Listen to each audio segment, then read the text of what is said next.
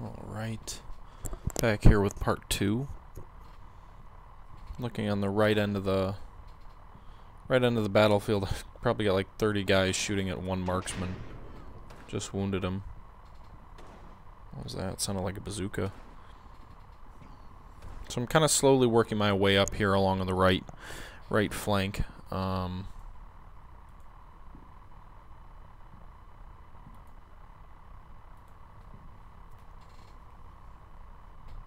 The enemy lines. Really want to get to those ruins. Brought another tank up to support. I lost the one, but now I've got another one. Oh, great. Anti-tank gun. Come on, pin him down. Hopefully the tank can take that gun out. I don't know why they're not shooting their main gun. Pin him down.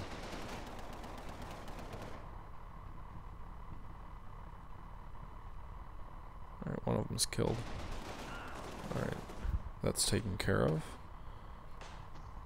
That weird little symbol of that other German unit is actually an ammo bearer. So there are ammo bearers for machine guns.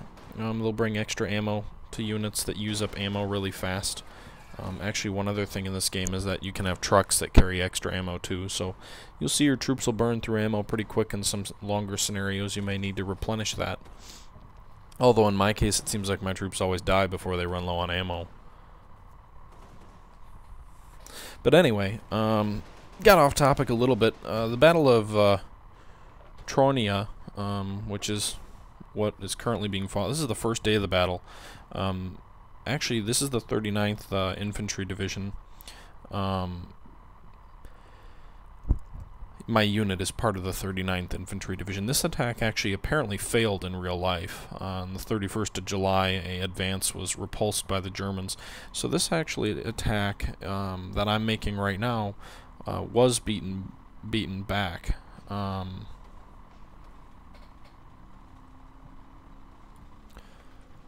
as we move up here, another thing that really made Sicily interesting is you see a lot of end-round amphibious assaults to turn the Germans out of their position, which is fairly easy for the Allies because Sicily was an island. But actually, after this battle, after the Germans withdrew toward Messina, the Allies actually attempted an end-round of their position, and had a lot to do with the Germans withdrawing. You saw multiple amphibious end-round assaults to try and turn the Germans out of the flank. This is kind of where I get a little bit gamey, with, if you will, you know, driving my tanks up to within just a few feet of the Germans and machine gunning them or shooting them.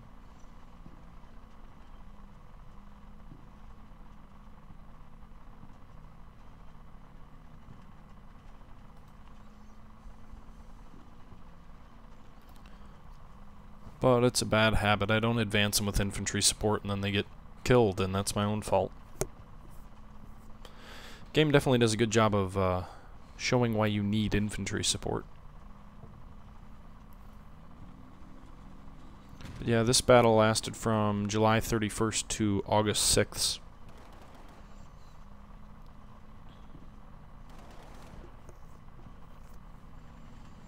General Patton was in command for the Americans. There you see that was a canister round, took out several Germans, 2 actually. Both in foxholes too. Whereas regular shell fire is not very effective at that.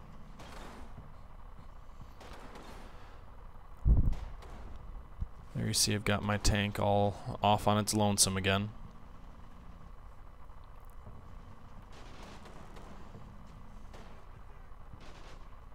But the amphibious end rounds that you see in Sicily are kind of a precursor to what you'll see happen continuously, although with admittedly a little bit less success in the Italian campaign.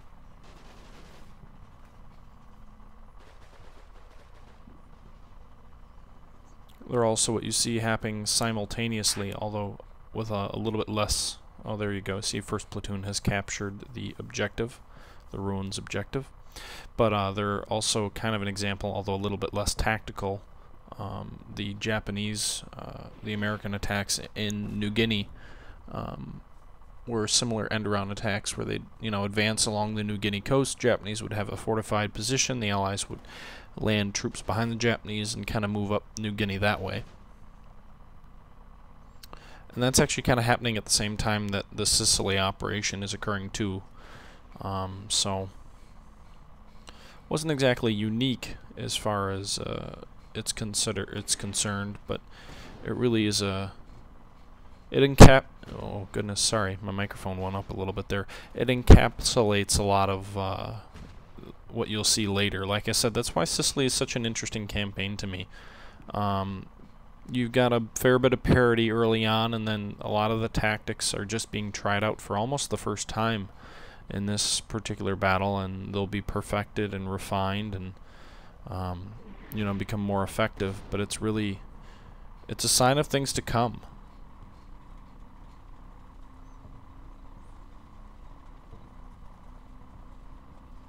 As you see here, I am driving all around trying to kill the Germans, not using infantry support. They'd probably be more effective. Where are they? Oh, there's one. There you go, canister round. That's where you see kind of the multiple tracers peel off the first one. It's very effective. Enemy artillery coming in. The enemy has a fair bit of artillery in this scenario. Usually the Americans just totally overwhelm the Germans with artillery in this game, as was reality, but in this particular scenario there are quite a few artillery strikes that the enemy calls in. Not sure if I need to keep that platoon unit stuck there or if I can move them out. I don't see the objective grid there anymore, so I can probably move them out.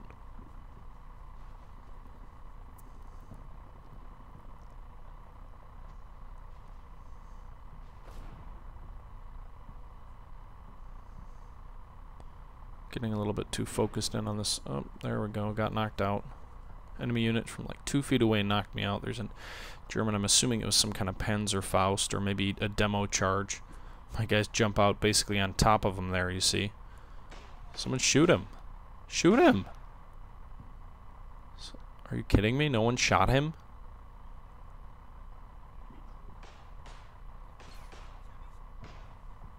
There we go. Got him. Alright, he's dead. Chill. I want to know what happened. Sometimes there's just no evidence of what happened in the tank. I mean, you're telling me you couldn't jump back in that thing? It looks fine. It's not burning or anything. Get back in the tank. Start driving. I don't know. That's one thing where sometimes crews will abandon units. I don't know if you can cause them to get back in the unit or not. That would be interesting. That's not something that I found out here, though. We're going back over to the left flank. Still haven't taken the north ridge. Brought an artillery spotter up to try and get a better line of sight. As I mentioned earlier, you have to be able to see things to call artillery strikes in. So that's my forward observer. They are much more effective at calling in artillery. As we saw a moment earlier, or a couple of minutes earlier, when you call in artillery with just any old officer, their coordinates may be way, way off, and your artillery fire might not be anywhere close to where you want it to be. And it can come down on friendly units. There's a fair bit of friendly fire that can occur. It can still happen when you've got your own artillery spotters, especially if they're pinned down, they're less effective.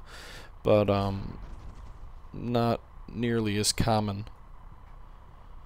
This unit's broken. I want to get it away from this open field. They're being hit kind of from the flank, from those German units off to the left that we were just looking at, but they're too panicked or pinned down so that I don't have the option of giving them orders, and they're just kind of sticking out near the edge of that forest line where those enemy troops over there can just shoot at them at will. Looks like there's an enemy vehicle over there. There's one. And that enemy anti-tank gun, I at least took care of the one in the woods, but there's at least one more enemy anti-tank gun that I've got to worry about, as well as a vehicle.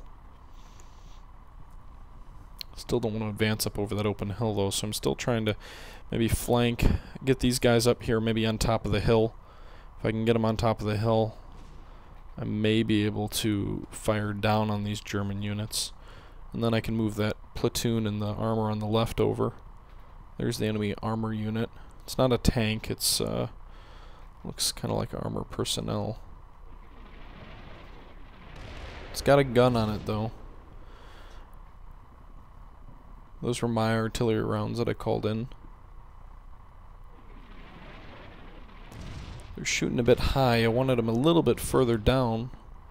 There's a machine gun nest in there. There's also a armored personnel carrier in there. Let's see if we can. Well, it's less than a minute of firing. Probably not worth canceling it, but we'll see if we can adjust it to a point fire a little bit further down. You can adjust fire as well, although it seems to take several minutes. And with the ammunition stockpiles that you get in this game, I mean, you only, like that artillery unit only has about 12 rounds left. I call them in to adjust it, and they're still firing off rounds. Now, some of these were in mid-air, but you'll see they're going to keep firing at the old target without adjusting, and it's going to take a few minutes to adjust the fire mission. It says they're adjusting, but there you go. You see they fired off their remaining rounds despite the observer calling in to tell them to adjust. So clearly whoever was manning that battery wasn't doing a very good job. A couple of those rounds might have sailed high. Maybe one of them hit the anti-tank gun up on top of the crest of the ridge. But I guess we'll just have to launch another artillery strike. Hopefully this one's a little bit more effective. You see they're out of ammo, but there's still rounds that were in flight. Nothing very effective, though.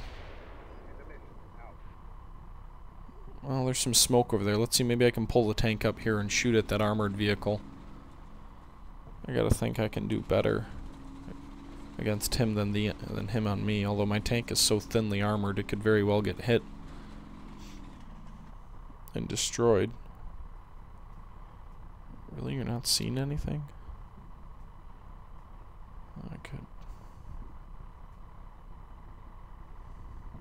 Let's just shoot at the area. Oh. Told him to shoot at the area, and it just happens to be that's where the enemy vehicle is. Well, that was fortunate. Lower rear hit. Hit on the back of that vehicle. Apparently it didn't knock it out. So I can't see it, but I'm directing fire based on what my other units can see. That's not terribly realistic, but it's a video game, so it's a war game. You gotta take that into consideration. Alright, tilting that over a bit. Lower hull penetration. Machine gun fire into it. Hopefully they don't turn around and fire their gun. It does look like they have a main gun over there.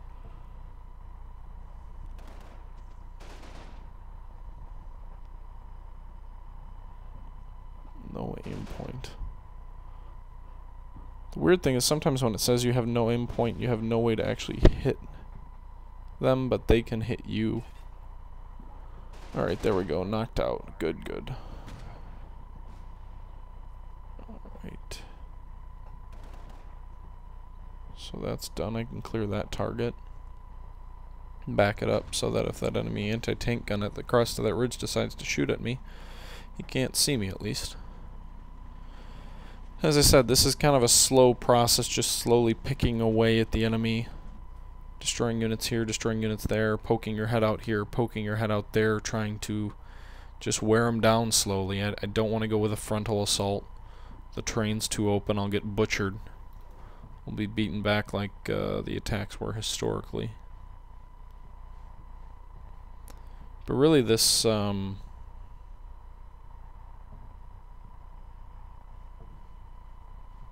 this is the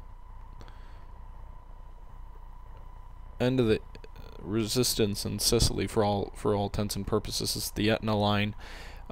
Kind of that's the big difference I would say that you see in Italy versus in Europe. In Europe you see you know, the Allies get locked in into Normandy, then they break out. They're kind of free and loose for a while till they get to the German border. Italy, and it's definitely a product of the terrain, as we see me trying to get up on top of this hilltop. I don't see any enemy yet, so that's kind of weird. But obviously you can see it's got a great view over the enemy, as that artillery strike is going to come in, hopefully where those machine gun nests and where those enemy troops were running that we saw just a moment ago. But really, the defensive lines is what sets Italy apart as a campaign. You know, you've got the Etna line here in Sicily, and as I've been saying, I've been harping on this over and over throughout all the scenarios. Italy is an example of what you will see over and over again throughout the remainder of the war. You've got the Etna line in Sicily, then there's the Goethe line. I'm trying to remember what all the names of all the defensive lines in Italy actually were called.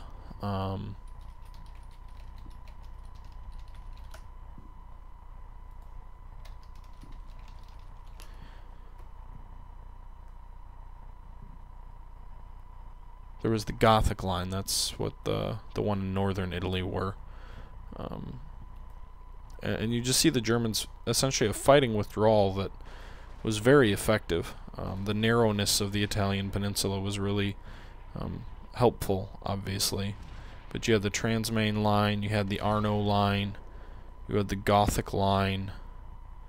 As you get later into the war, you have the Pio line, the Adige line, and there's an Alpine line.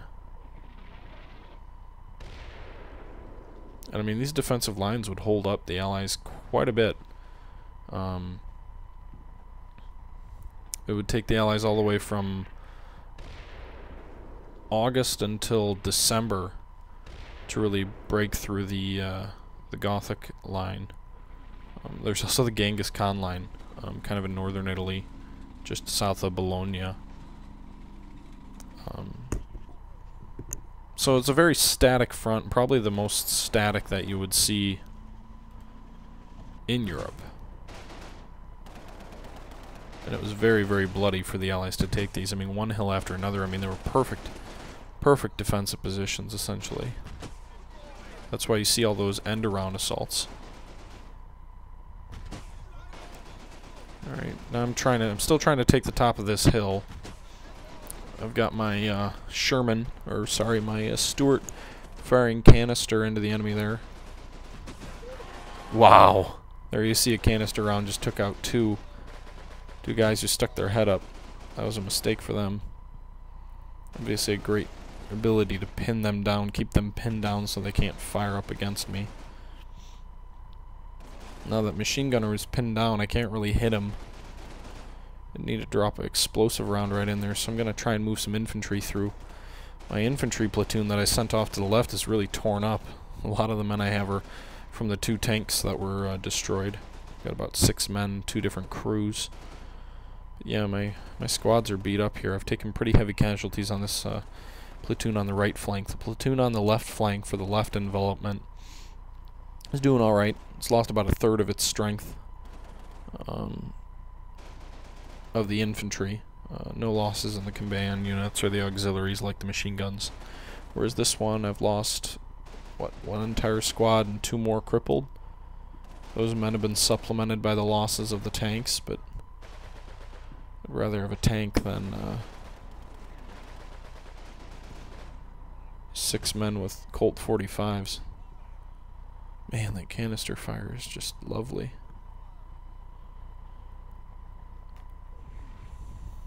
Enemy artillery kind of coming in on the hilltop. This is a very exposed position. I mean, there are trenches in here, but it's a very exposed position up top of this hill. Really would not want to be suffering an enemy artillery barrage while I was up here. Got one of them. Now I've noticed this objective doesn't disappear, so I'm guessing the one in the ruins was kind of a temporary one, because the green area that represented that objective did disappear.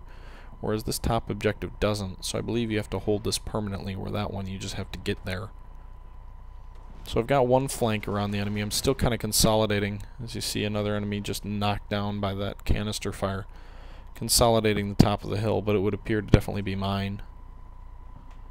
We'll see if this brings any other units down the hill into range.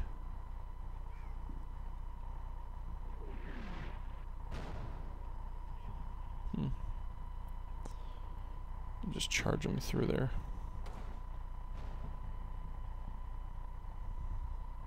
This is where I'm kind of nervous, because you're so close in. Enemy units can carry demo charges as well, so you know, they throw a demo charge up on my tank and it's gone. Gotta imagine that's all of them though. Just got one more of them. I would think I would see him if it wasn't all of them. I'll fire there. I know there's an anti-tank gun over there, so maybe just some area shots will cause them to abandon it. Pin him down at least. Oh. Back up. Back up. Darn it. Another tank lost. This is, I think, the first one that I've lost to an anti-tank gun. Come on, guys. Submachine gun. Did you get him? Yes. Well, there's 4 more infantrymen with Colt 45s. Stupid tanks. Now I gotta go get another one and bring it up here. There's the artillery coming down. It's really close to that anti-tank gun. Anti-tank guns in this game really seem to stick it out a lot. They don't seem to abandon because of artillery coming down on them. Granted, they probably have trenches over there, but those are some pretty big rounds. 105mm rounds. You know, it's not a small shell. It's not huge, but it's not small. Definitely the workhorse of the artillery, but it's good size artillery. I am curious why sometimes when you call an artillery strike you get the option of calling in personnel, anti-personnel rounds, whereas other times you have to call in just general rounds and you don't even get a choice. I don't really get that. Anyway, things are looking good. I secured 1 minor objective. This has got to be a major objective. Shoot him. Does he have... Oh, he has his hands up. He's surrendering. Huh. That's cool. Well, he knows his fight's up.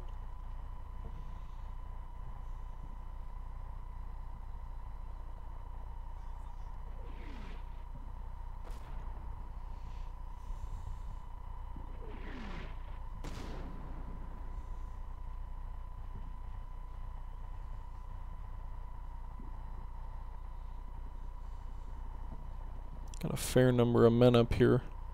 Need some more vehicles on top of this hill.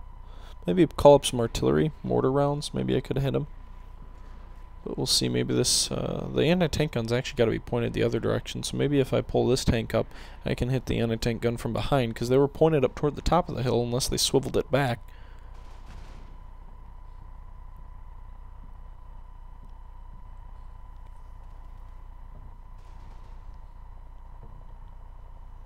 Let's see, just shooting into the area. What that does. Oh, there's the anti-tank gun.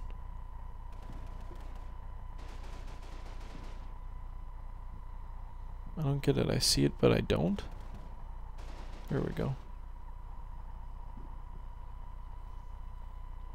Sometimes targeting's a little bit annoying. I wish it would tell you automatically who your who the AI was firing at, because sometimes it seems like the computer doesn't open fire on the enemy. Come on. Take them down. They're pinned. But they're slowly wheeling that gun over there. I was hoping this would be the breakout, but I'm going to have to back up. What got hit? Alright, I do not want to lose another tank. I've already lost 3 up on the right flank. I think I'm down to my final 2. One's moving up there toward the top of the hill, and then this one down here. There's a machine gun nest over there too. More enemy infantry, this one up by the north ridge. So with the tanks, I also called up a mortar unit. Oh great, one of them just got wounded. I'm going to try and drop mortars down on that anti-tank unit, use the trench as some protection, and hopefully destroy the anti-tank gun. So we'll deploy that, see about using some light mortars with some direct fire essentially.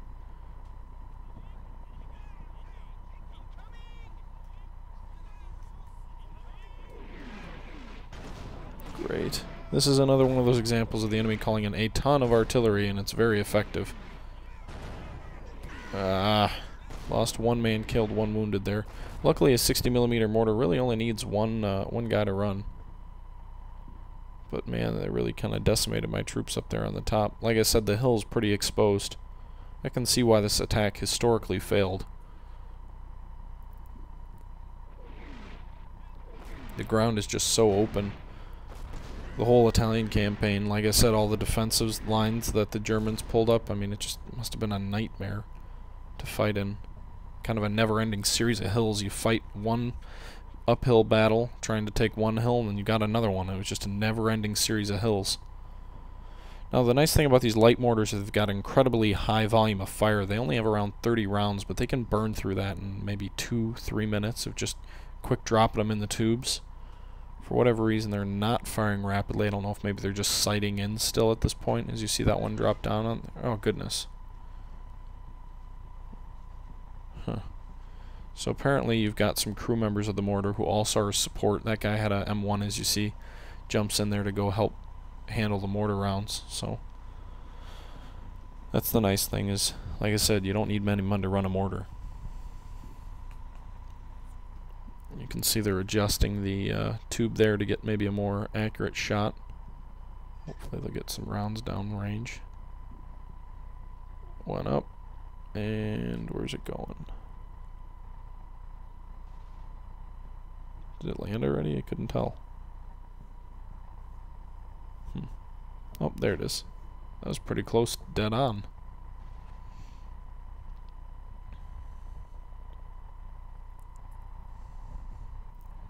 I didn't use all my troops in this battle.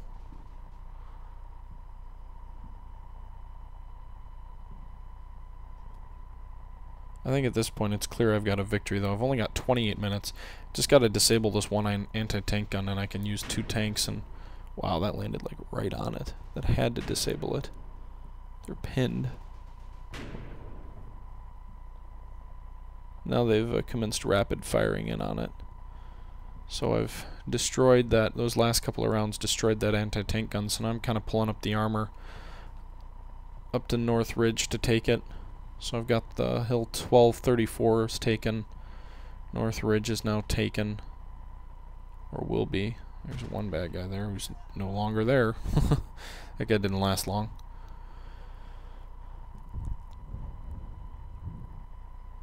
Those units are already dead. So I've got the enemy in the center now are isolated, so this double envelopment is now worked more or less to perfection, although my advance is somewhat flawed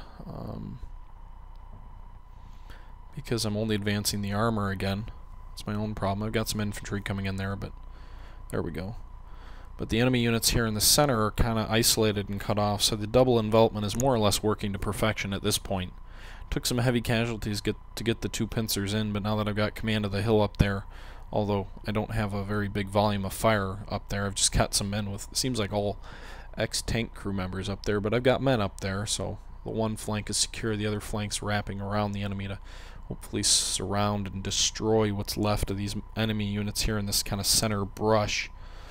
There may be more units out toward the north, what is that, North Pass? But either way, it's the hill is taken, so the objective has to be complete because the hill is taken and the ridge is taken. So the enemy position on the North Pass would be untenable, even if there are still men there. All right, just gonna have this tank move through here and mop things up. This is what you do not want to do in real life. I mean, if any of these units had Panzerfausts, although I don't think Panzerfausts are very popular by this point, but Panzerschrecks or any kind of anti-tank weapons, this would be a very risky maneuver, but I'm banking on them being beaten and battered enough by the artillery I called in on them a few minutes ago to not put up too much resistance, and the tank is doing a pretty good job. It looks like they're pretty scattered and isolated, one guy here, one guy there. Tank's easily taking care of them as they pop up. This should just about do it.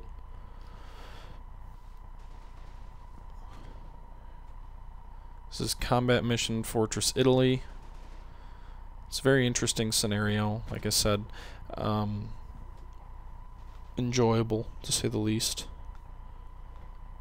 So I definitely obtained more favorable results than happened historically. Like I said, this assault was historically held back. Led to more concerted efforts over the next couple of days.